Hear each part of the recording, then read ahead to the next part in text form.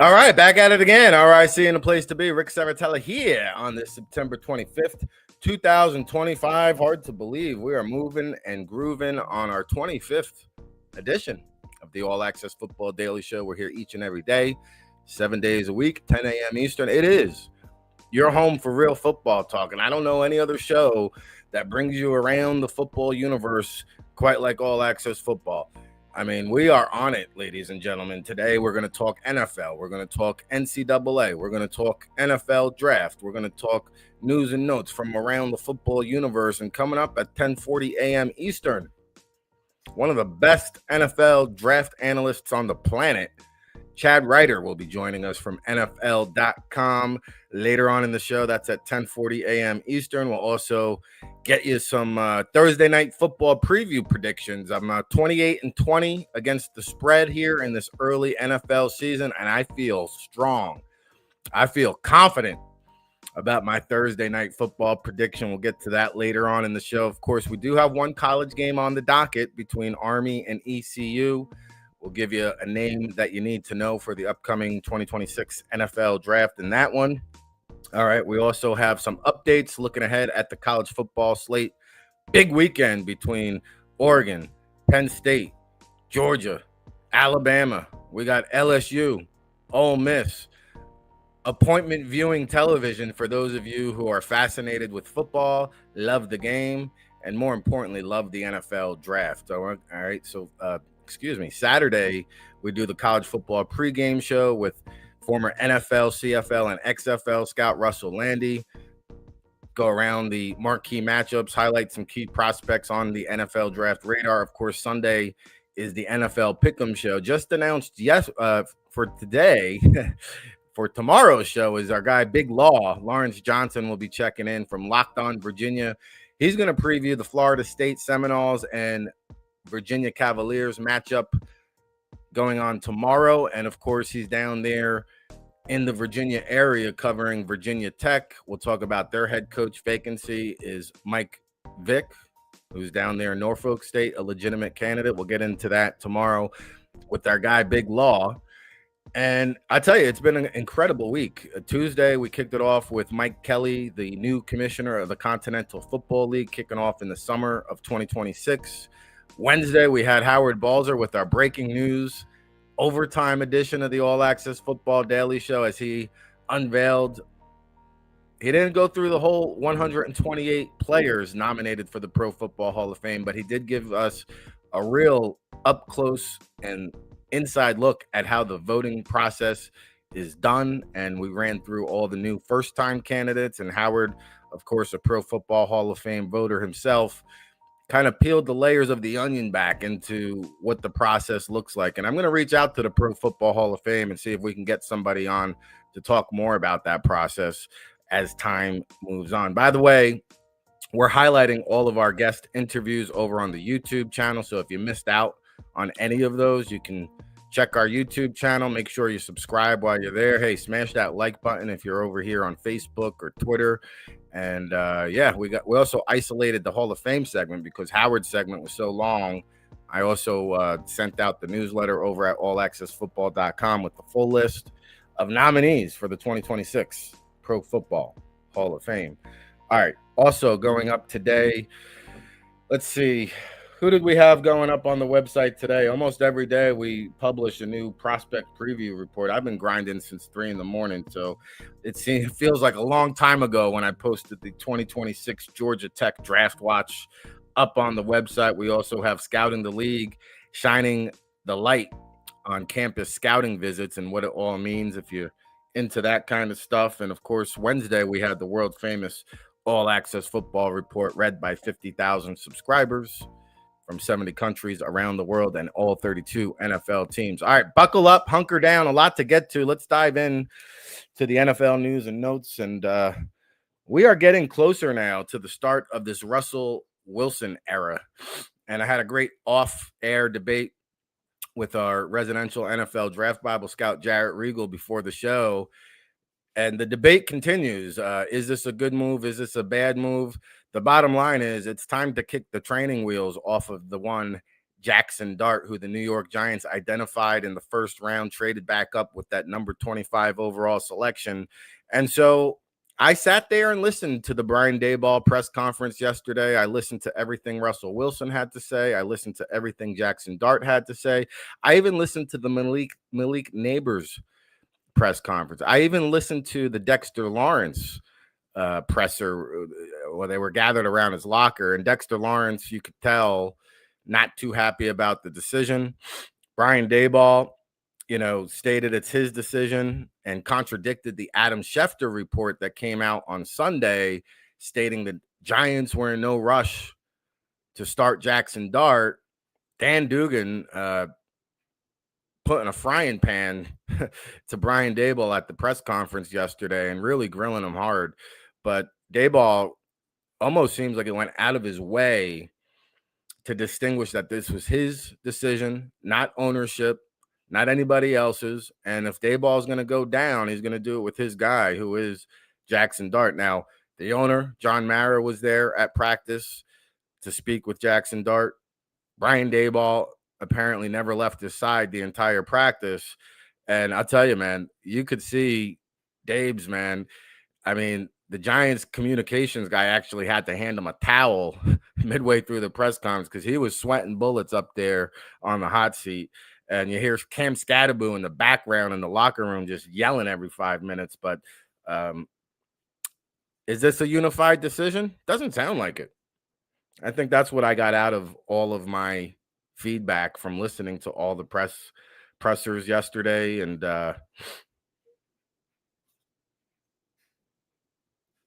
we'll see, how this plays out. Now, I told you Chad Reuter's coming up at 10:40 a.m. Eastern. We'll ask him about his take on the Jackson Dart situation, but a lot of news going on in the NFC East. Let's start off with the Washington Commanders, who Jaden Daniels came out yesterday and said he feels good with that knee injury that prevented him from playing a week ago. Marcus Mariota taking care of business against his former team, the Las Vegas Raiders. But this is going to be a doctor's decision. He was limited in practice yesterday, Jaden Daniels, that is, and he said it's up to the doctors now to make a decision in terms of whether or not Jaden Daniels will start this week.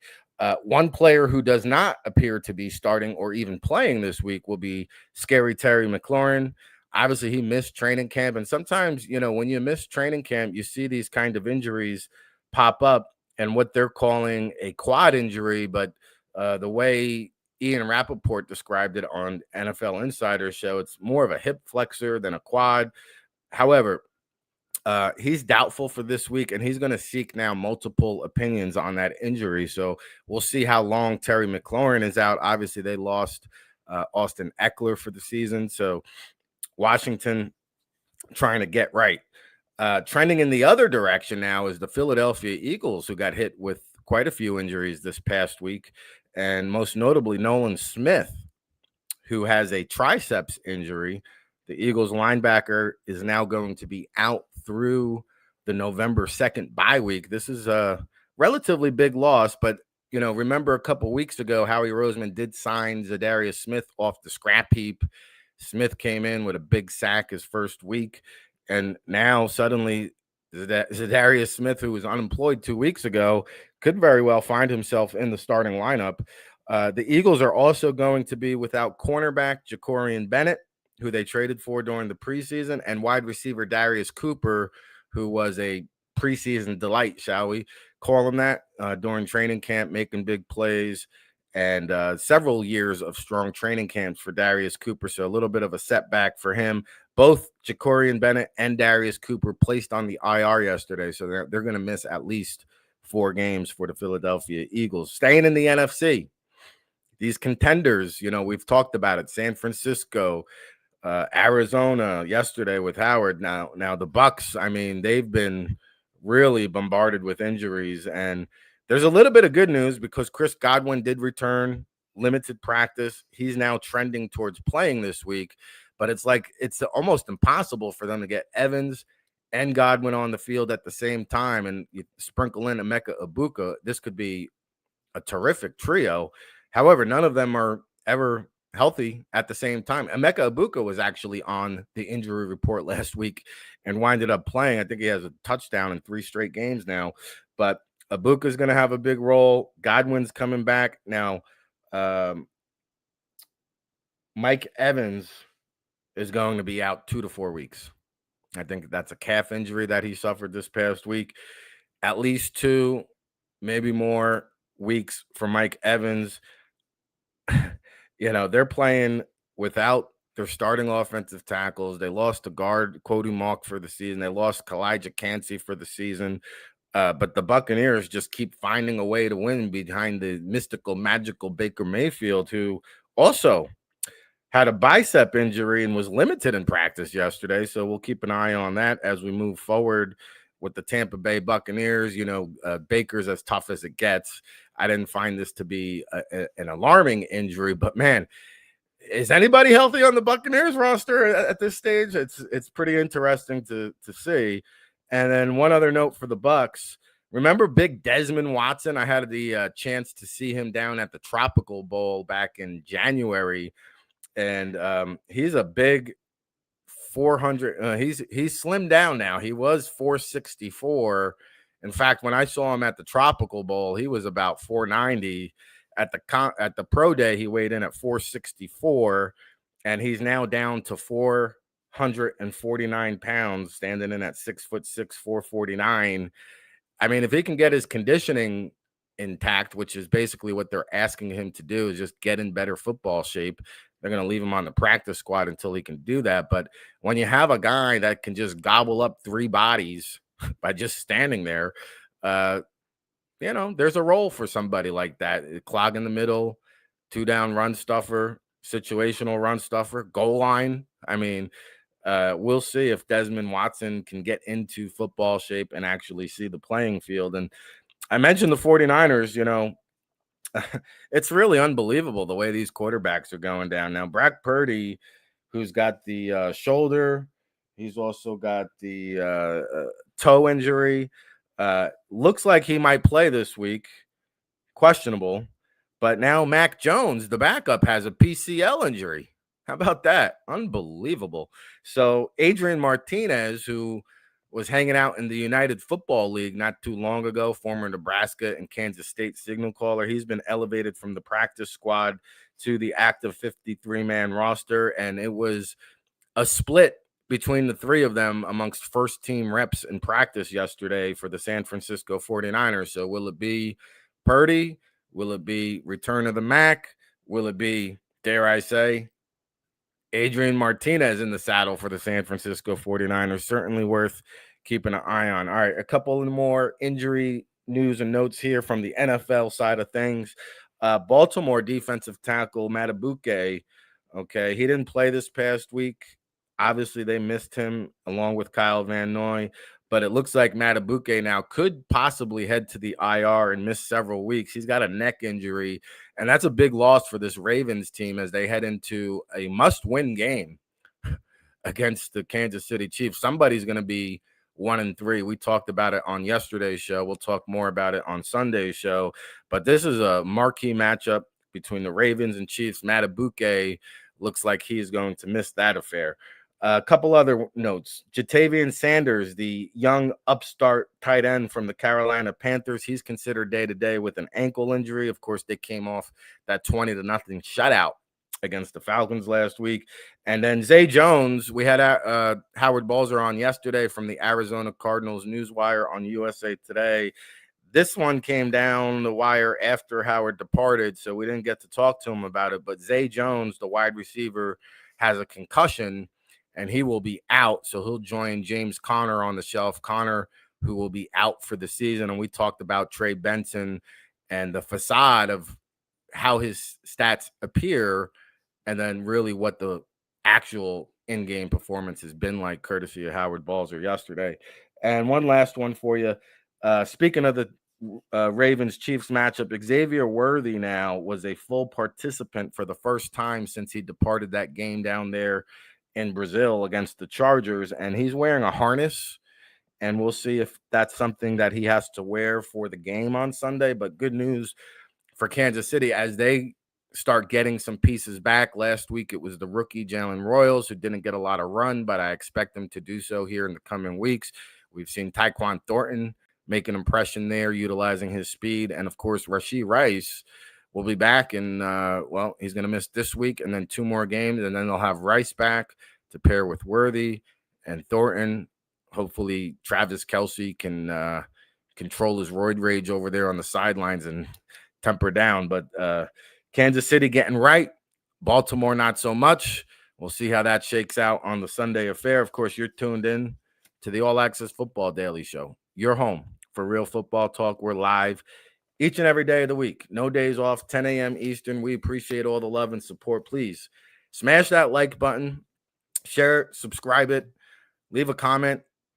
Whatever you can do to support the show, go over to allaccessfootball.com and subscribe. We're going to have a great promo giveaway soon here on the show. We're going to do some fun stuff in the next couple of days here. Maybe we'll do it on the weekend show, so stay tuned for that.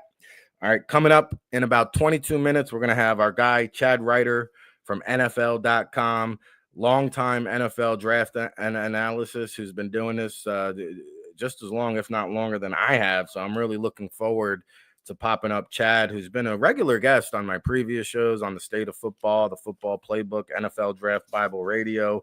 So we'll get into some rookie talk on the NFL level and then pick his brain in terms of his quarterback big board, who some of the guys he likes for the upcoming NFL draft are. And, of course, I did not forget about the Army and ECU matchup later on tonight. I'll give you a name you need to know for that matchup. And when we come back after the commercial break, I've got some college football news and notes, and we'll also sneak in our Thursday night preview prediction. I feel I feel really strong about my Thursday night football prediction. And we're 28-20 against the spread on the season. So you're not going to miss this one because I'm feeling confident. I'm feeling good. And we're just getting started here on the All Access Football Show. So buckle up. We'll be back right after this. Hey, RIC in a place to be. Ric Serritella checking in from the legendary Jersey Shore for the world famous Access Football. And you're tuned in to the All Access Football Daily Show, our newest venture here at the world famous All Access Football, read by all 32 NFL teams and 50,000 subscribers from around the world. And I've been blessed and fortunate enough to work in this great game of football for the past 2 decades. It's our 24th season of providing you independent analysis when it comes to the NFL draft and everything pigskin, whether it's the NFL, college football, NFL draft, CFL, UFL. We'll be with you each step of the way, especially for draft season when we really get into high mode. Of course, it's all brought to you by the 2026 NFL Draft Bible, published in April, featuring over 500 in-depth scouting reports with our boots-on-the-ground analysis. We'll be on location at the All-Star Games, the NFL Scouting Combine, the Pro Day Circuit, counting you down to that 2026 NFL Draft in Pittsburgh. And be sure you check us out over at allaccessfootball.com. We've got a great promo discount for you listeners at home. If you enter our promo code RICVIP, you'll get a 30% discount off of all of our premium content. You'll unlock the magic. Get our NFL Draft Insider Reports, Scouting Notebook, of course, the World Football All Access Football Report published on Wednesday. It's your new home for real football talk. So follow along, give us a shout. We hope you're enjoying the show. If you're watching on YouTube, Facebook, or X, please give it a like, a share, a subscribe, and we'll be with you each and every day here, 7 days a week, live, 10 a.m. Eastern, no days off, rain, sleet, hail, snow. The show must go on. For Ric Serritella and the All Access Football Daily Show, keep it locked, everybody.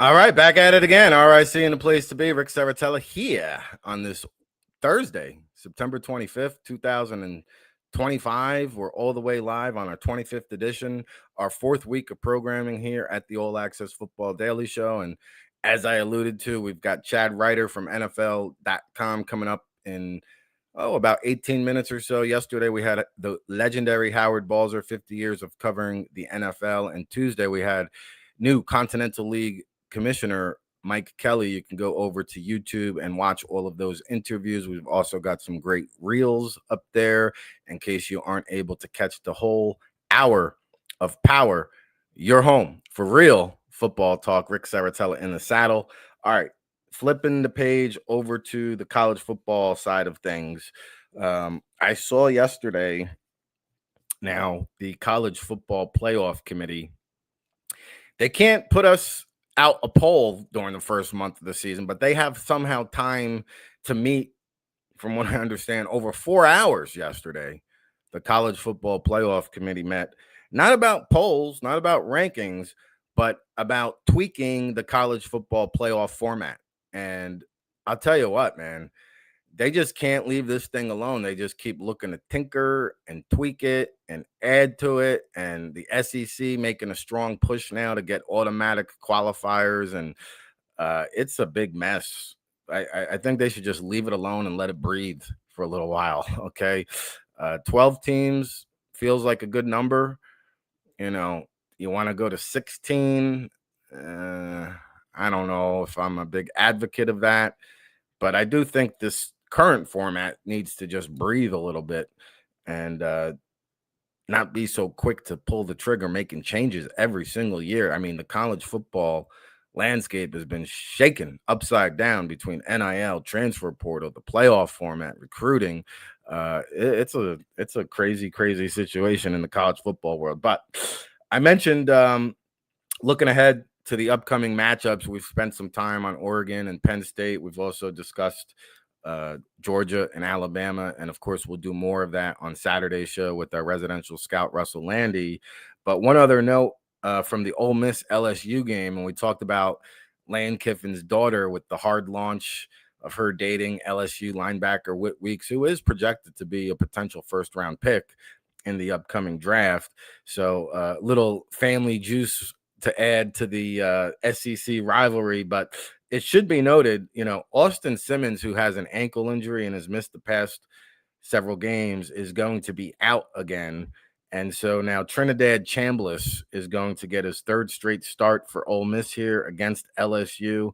He's completing 67.7% of his passes for 719 yards and 4 touchdowns. He's added another 195 rushing yards on the ground. And Trinidad Chambliss playing very well here. Now, Austin Simmons had a lot of hype coming into the season around him.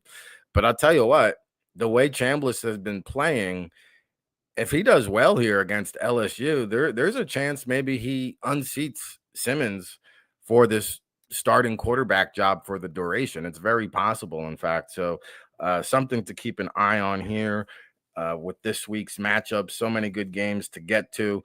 Now, of course, we have a Thursday night football game, and I did not forget about you. Tomorrow, Big Law will be checking in to preview the Virginia and Florida State matchup. There's 2 games going on Friday Night Lights, actually. I think TCU and Arizona State is another one. So tomorrow, we'll make sure we have a slew of prospects for TCU and Arizona State. Big Law covers, I don't know anybody in the country that covers Virginia more thoroughly than Big Law. He's been covering that program for at least 10, maybe 15 years now. So he's given me some really good prospects in the past. And, if there ever comes a day, I haven't missed an episode yet. We're only 25 shows into the All Access Football Daily Show. But if I ever do miss a show, Big Law is ready to go as my fill-in host whenever that may come. Hopefully it doesn't ever come, because I love being here each and every day talking football with you. The football universe runs through my veins. I can't even contain myself. I wake up so early ready to talk football with you, and I got to wait. And now here we are for the hour of power. But ECU hosting Army.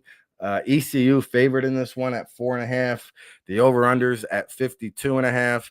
7:30 ESPN. If you want to get a little sneak peek preview in before Thursday night football kicks off, I'm going to give you one guy here. Our top-rated prospect in this game is going to be on the ECU side of the ball, and they have a wide receiver by the name of Anthony Smith, who's probably projected in the late day 3, maybe priority free agent range. He's having a pretty good season. 25 catches for 265 yards.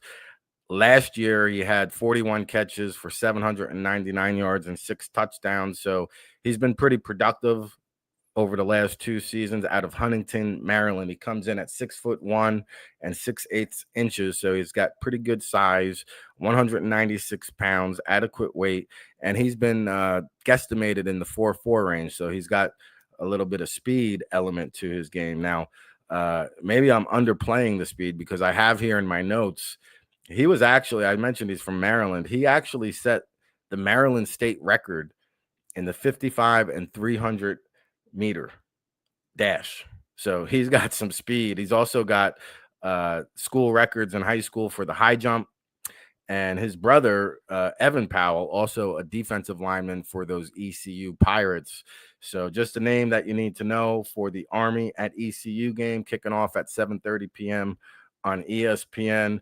I actually think that Army can win this game. I'm a big Todd Monken fan. I think Todd Monken is one of the top football coaches in the entire nation. He probably doesn't get the credit he deserves because he's at a military academy, but Army, they're capable of beating anybody with that option offense. And I could see them go down there in ECU and pull out the stunner. Wouldn't be a huge upset, 4.5, but I think it would be a big win for Army, and I wouldn't put it past them in this primetime affair on Thursday night football. Now, we've got an NFC West showdown. I want to get my prediction in here before Chad Reuter pops up in about 10 minutes or so. And, this one is really a tough matchup, but I feel pretty good about my selection. And as I stated, we are 28-20 against the spread. We pick every single game here on the All Access Football Daily Show.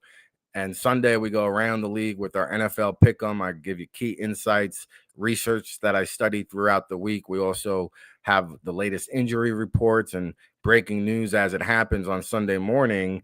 And so, last week, I think we were 7-9. So we took a little bit of a lump, our first losing week on the season, but holding strong at 28-20 against the spread. Now, this one, we got a sneak peek yesterday with Howard Balzer, who covers the Cardinals for Cards Wire on USA Today. If you want your go-to content for the Arizona Cardinals, that's your destination. Of course, Amazon Prime is going to have this at 8:15. And someone pointed out to me last week that the Amazon Prime stream, you can actually switch, and I think it's the Next Gen cast. Anyway, you can switch to the Next Gen stream, I believe it is, and they will actually give you the back end zone camera shot, so you can actually see the entire field. And I had not known that they were doing this.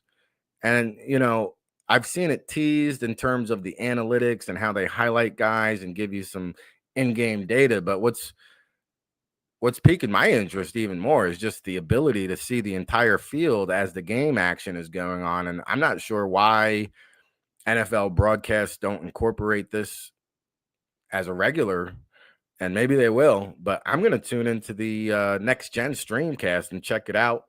And I'm curious to know if you guys are aware about that. Feel free to leave a comment and chime in. You got a prediction, comment, concern. We love to get interactive. We haven't been able to get the chat room lit up yet, but I hope it comes with time. Anyway, I'll be watching the Next Gen streamcast. Seattle comes into this one as a 1.5 point favorite. Over-unders at 43.5.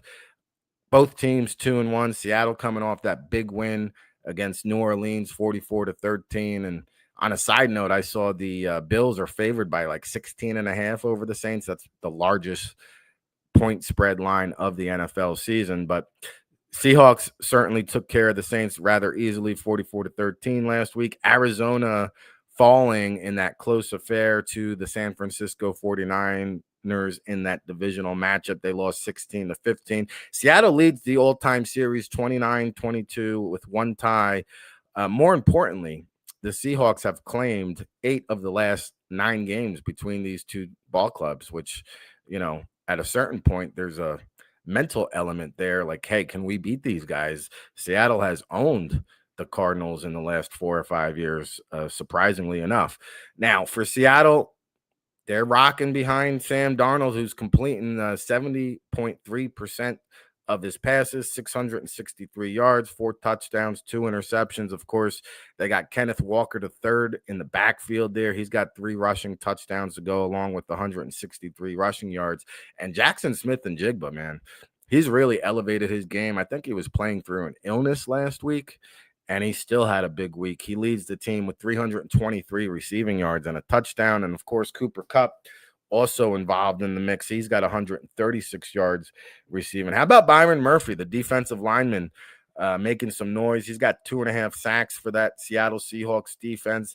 And they're going to be getting an influx of talent infused in that secondary, the modern day Legion of Boom secondary, that is, because Devin Witherspoon and Jordan Love are going to both return for this game.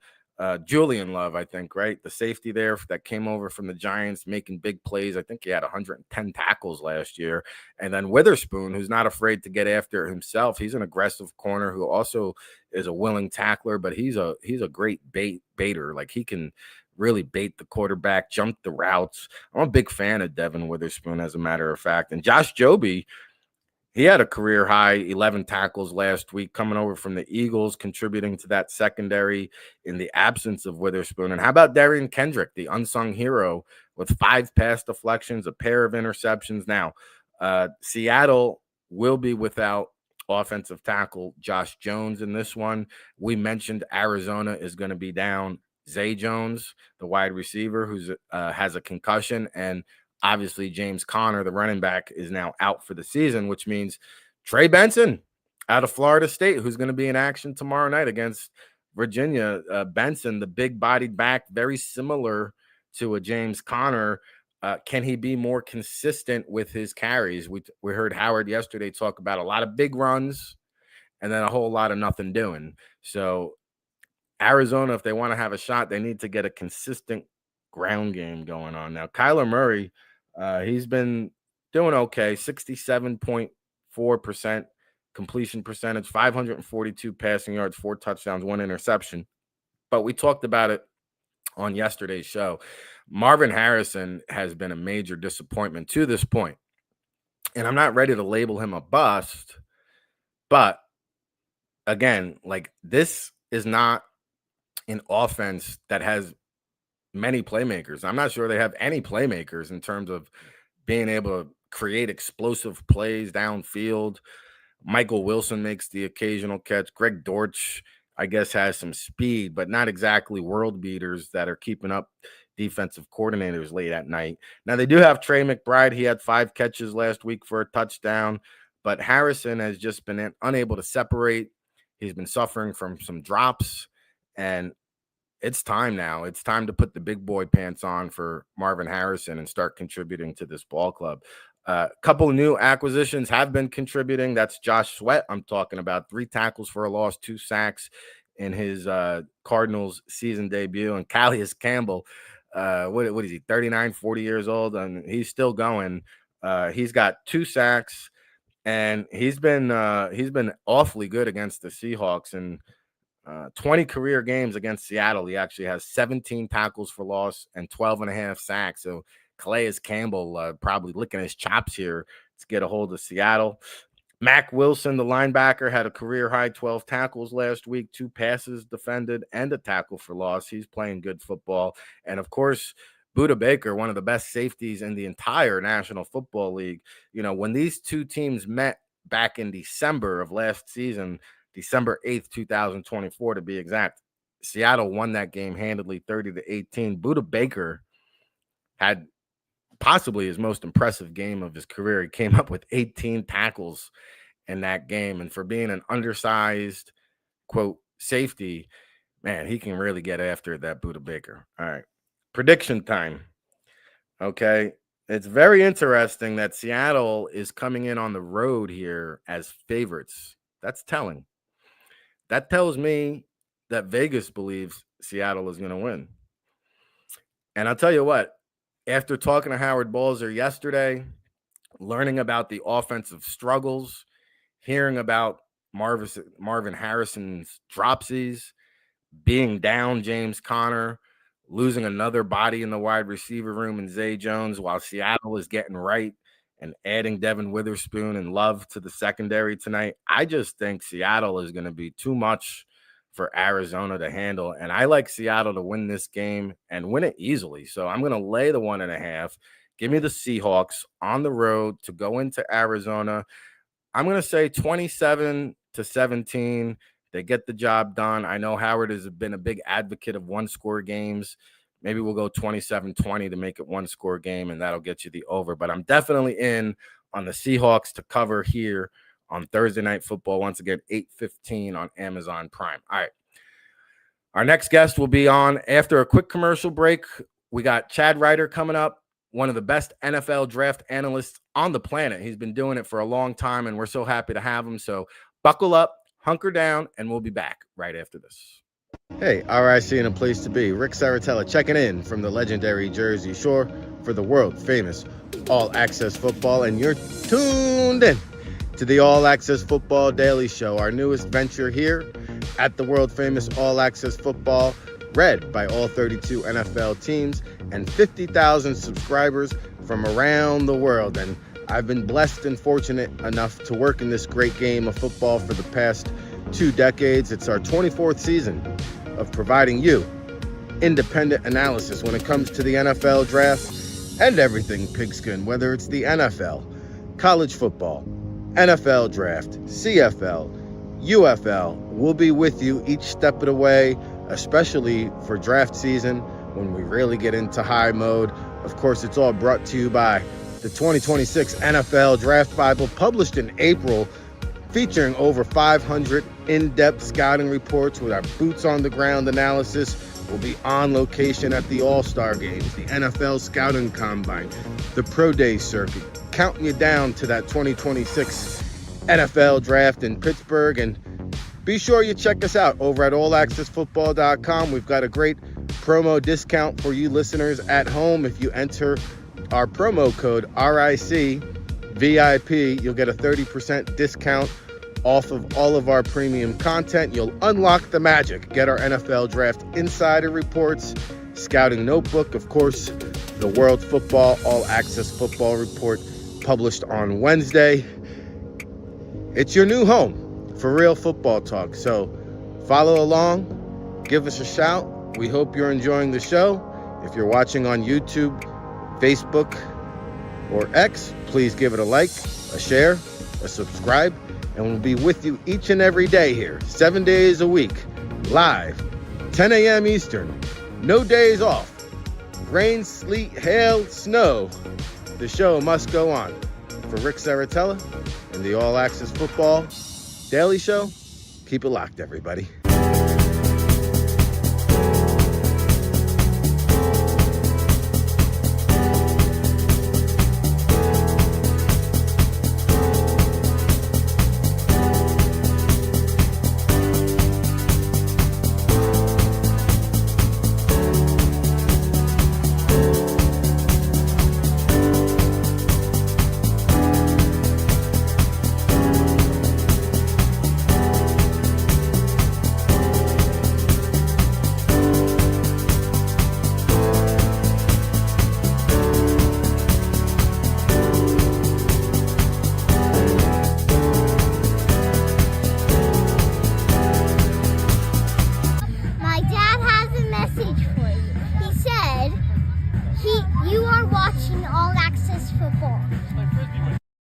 All right, back at it again. RIC in the place to be. Ric Serritella, telling it like it is when it comes to the NFL draft and everything pigskin. We are your home for real football talk. You are tuned into the All Access Football Daily Show. We're live 7 days a week, 10 a.m. Eastern. We thank you so much for tuning in. And my special guest up next really needs no introduction. If you're a fan of the NFL draft and you're very familiar with our next guest, because he's been doing it since the start of the new century. Oh my God, I'm dating ourselves. Back in 2000, he was a part of the NFL Draft Scout, obviously moving on to CBS Sports, now covering the NFL Draft for NFL.com, where he's been for well over a decade now, and he's learned from some of the best in the business, and he is now one of the best in the business. Our good friend Chad Reuter joining the show, making his All Access Football debut. What's happening, Chad? I'm thrilled to be here, man. Football season's here. Love it. It's great to be here. It's great to see you. It's been a while since we last chopped it up, and I always love getting your insight and your intelligent takes, because you definitely bring some realistic approaches to your draft analysis and your evaluations, and you do a phenomenal job over at NFL.com. Again, one of the best in the business, so we appreciate the time. And, I opened up the show with Jackson Dart, so let me just start there because it's the start of a new era. I listened to all the press conferences here in New Jersey yesterday and gauged a lot of feedback. And it sounds like, this was Brian Daboll's decision to move forward with a lot of debate. I would say the fan base is almost divided, and you hear the boo birds in the stadium. But I argue with a lot of Giants fans who really do think it would be better to start Russell Wilson. What's your take on it? Are you? Yeah, I do. Just this morning, I was arguing with our guy, Jarrett Regal, who says, hey, there's a little bit of hesitancy to throw Dart behind a weak offensive line. And, there's a little bit, I think, concern of hey, let's not ruin this kid the way they may have ruined Daniel Jones, I guess is kind of. Yeah, I get it. The fact is, I think Brian Daboll has to show that this guy they invested a pick in is going to work out. He doesn't have much time. He doesn't have 3 years to figure this out. And if they don't at least show that Dart has a chance of being it, I don't know what this offseason is going to have for that staff. So I think they needed to do it. And I think he showed enough during the preseason that he's not going to be overwhelmed by the prospects of being on an NFL field. I thought so too. And I think the thing with the offensive line is his mobility is going to be a major factor. And I think they're going to play to that. Look, they're 0-3. They're not going to make the playoffs. Does that happen 4 times in the last 30 years or whatever? It's not likely with the Eagles and the Commanders in that division. So you have to see what this guy can do.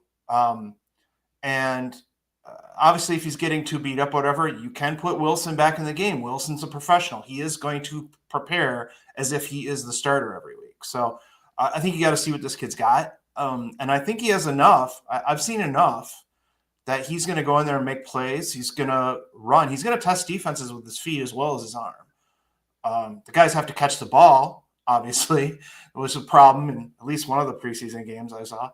But he's got enough talent to do it. So I would have made this move in a heartbeat. Mm-hmm. I get starting Wilson to start the season to see if a veteran can get a fire going with this team and all of that. And it was a rough 2-game road stretch to start. So, but I think at this point, it's not an easy schedule. I mean, they're not going to win more than 5-6 games, but that's not what this is about. This is about seeing what he can do going into next year and seeing if the team has a chance to really find that, legitimate starter, multi-year starter. No, I agree with you. I mean, you got to find out what you got. You identified him. You traded back up into the first round, and it's time to kick the training wheels off. Yeah. Bad offensive line or not, these are all professionals. There's no soft landing spot, as you alluded to. They got the Chargers this week, and maybe this gets them ready for the Saints, but then it's the Eagles, the Broncos, and the Eagles again. So, pick your poison wherever you want to insert Dart. Yeah. And you're right. Yeah. Daboll doesn't have a lot of time. They had to hand him a towel halfway through that press conference because he was sweating bullets facing the firing squad of that New York media. Let me ask you one more question since you mentioned Daboll. Do you feel like Shane and Daboll are kind of a package because they came over from Buffalo, or could Shane hold his? Because I think the slippery slope you get into is if you clean house again. Now they got a quarterback that they didn't draft. You got a new regime coming in. You're in that whole Daniel Jones predicament again.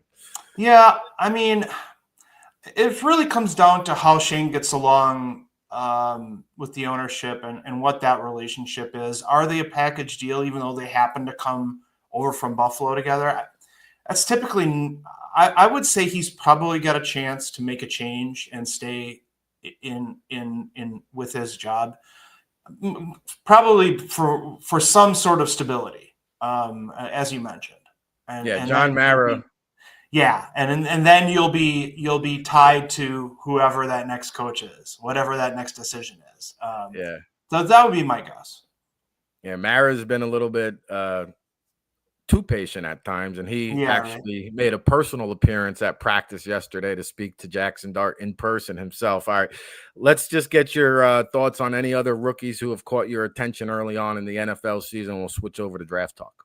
Yeah, I mean, I think two guys that have stood out, Aiden Huntington, the defensive lineman with Cleveland Browns, undrafted guy because he wasn't, he's under 6'1", 280 pounds, really good athlete actually, for a 280 pounder, but he didn't always fit in what different teams wanted. And Cleveland brought him in, undrafted guy, and he's making plays already. And I think people who watched him at Tulane and Louisiana Monroe knew that he could play. And I just about put him in my mock draft because 7-round mock draft because he can play. It's just a matter of size and stuff like that teams weren't sure where he fit.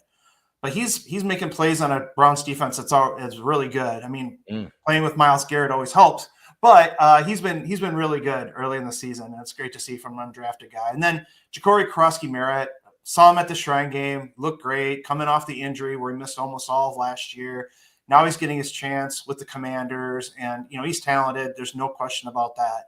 I knew he'd get drafted, even though he came off the injury, because that's how good he is.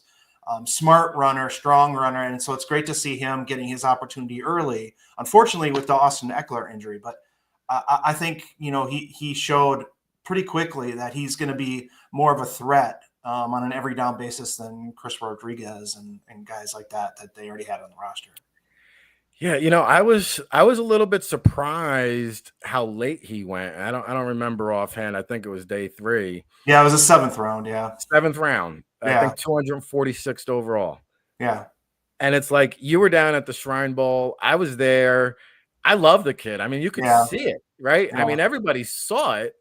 And I talked to a lot of scouts in attendance, and I didn't really get a big sense of a whole lot of love. So I slapped a 3rd round grade on him, and I felt like, you know what? I feel like this is a little bit conservative. But he winds up going in the 7th, and say what you want, he's outplayed Ashton Genty so far through the weeks of the season. Yeah. No, and he look, the issue is, again, he came from smaller programs. He only had the 1 game at Arizona. Had he been able to stay healthy at Arizona, he's going to be working his way into the mid rounds. But I just think that hurt him. And he's not as fluid. He's not like, there's a lot of things that scouts can look at him and say, he's not quite this, he's not quite that. But the overall package, it's pretty clear, he's going to give you a little bit of everything in the game. And sometimes that makes him a jack of all trades, master of none. But sometimes a little bit of everything turns into a pretty good player. So that's, I think, the reason that he didn't go as high as maybe some people thought he would. Fair enough. And, he does a lot of everything pretty well. And occasionally he'll bust off for a big run. I think we're going to be seeing a lot more of that as the season wears on. All right. The 2026 NFL draft is going to be in Pittsburgh this year. That's intriguing. But the big talk, obviously, is this quarterback big board. I think, we've seen – I have to admit to being guilty of having Arch Manning atop my big board when the season started. He was right up there with Garrett Nussmeier and Lenora Sellers. You've had other quarterbacks now emerge. Don't apologize for that. Don't apologize for that. I'll tell you why. Because that cat, he's coming along. And people have written him off already. Don't do that. Like, he is going to be in the mix at the end. Now, he could, as Archie has said, and others said, he'll probably come back for another year. We don't know that. And as every game goes by, he gets a little better. He gets a little more comfortable. He's going to look like an NFL quarterback by the end of the year. And so, yeah, don't apologize for having Manning up there. My big board is a mess. It's a mess. We have 10. Okay, listen. Mendoza from Indiana has played well. He had his first test against Illinois, passed it, so he's right up there. John Mateer, unfortunately, broken hand. That's going to set him back a little bit. But when he's running the show at Oklahoma, and he looked like a guy that you could put in an NFL offense, and he's going to operate it immediately. And he doesn't like Drew Aller. Drew Aller, we're not talking about him maybe as much as other guys like Lenora Sellers from South Carolina. But I'll tell you what, Drew Aller's going to work out, and that arm is going to not shock NFL teams, but it's really going to make them interested. He has a cannon, and he is a little mobile too, and people aren't used to that. So I won't be shocked if people aren't comparing him to Josh Allen by the time the draft comes around. If he continues to perform, obviously he's got to show it on the field first. Big game against Oregon this week. Yeah, and that's the thing. We're talking about quarterbacks now. The season hasn't even really started yet. Like the conference matchups are going to determine this. This is going to go down to the wire. Laura Sellers has looked pretty good. You can see the playmaking ability there. Nussmeier up and down, and he was like that last year too. He came back and had a great bowl game. At the end of last year, I think he had 3 picks against Alabama, if I remember correctly. So he was kind of up and down.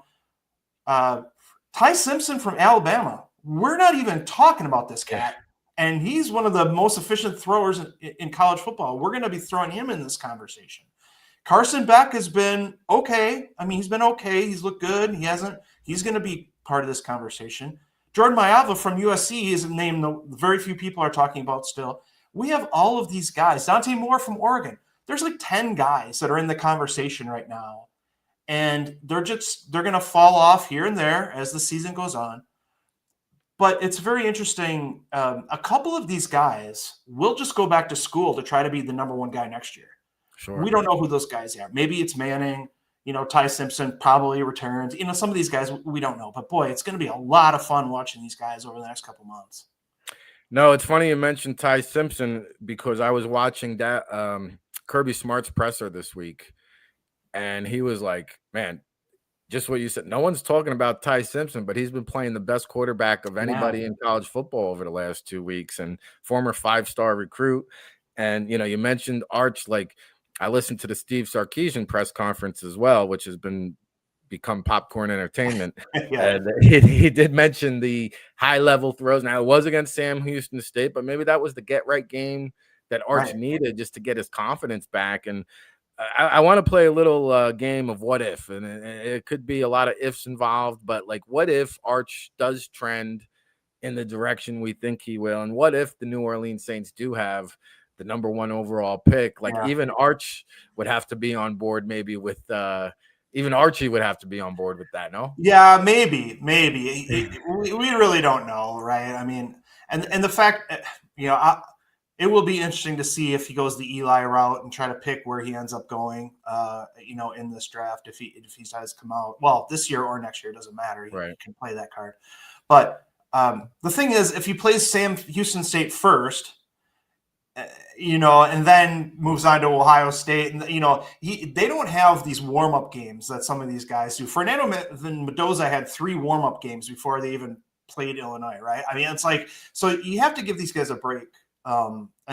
According to level of competition, and so it's going to be really thrilling. I will not be surprised if Arch Manning's the number 1 guy at the end of the process. I won't be, and then it could be really interesting if Nussmeier comes out and performs well the rest of the year. If the Saints are looking at Arch Manning versus Doug Nussmeier, the offensive coach's son at the top of the draft, that would be a lot of fun. I don't know. But, by the way, Tyler Shough is there. They used the 40th pick on him last year. So it's crazy. It is indeed. Well, for the record, at this juncture, who is your top signal caller in your opinion? Well, I'm gonna have to go Mendoza for now, I guess. Okay. It's really open for me. Like Yeah. I think his ability to get the ball out quickly, is a big asset for him. And though he's not really a quick twitch guy, with his feet, he can move within the pocket and he can run once he gets his. It's sort of like Justin Herbert, where he's not like quick twitch, but once he starts running, the strides are going to get you. So right now, I have to go with him, but we're gonna. This is a week by week thing. The NFL is a week by week league. This quarterback big board is going to be week by week this year. Yeah, no doubt about it. And it looks like the Heisman Trophy race is going to be wide open too as we get Yeah. through this college football season. All right, how about non-quarterbacks? There's a lot of talk about Caleb Downs could be the first safety, and I think since 1970 to be the number one overall pick. But like, who are some of the top non-quarterback prospects? Ruben Bain has emerged here. Who do you like? Yeah, those are the two guys that I think are pretty clearly at the top. Downs coming into the year was clearly my number one non-quarterback. He's been fantastic. He does everything from cover, play deep. You blitz him. He's been very good since day one when he was at Alabama. And Bain is making a run at it, and I won't be shocked because this year's edge class is not fantastic. At least at the top, I wouldn't say it's great, and he's going to get some love simply because of that.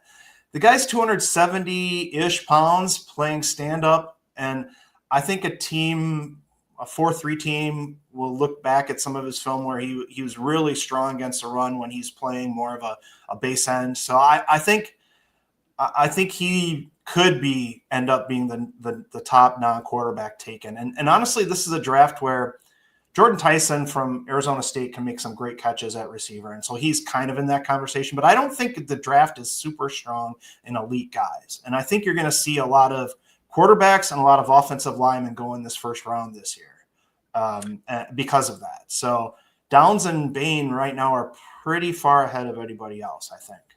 Yeah, you make a good point. I don't really see any like blue chippers that I would put in the Travis Hunter or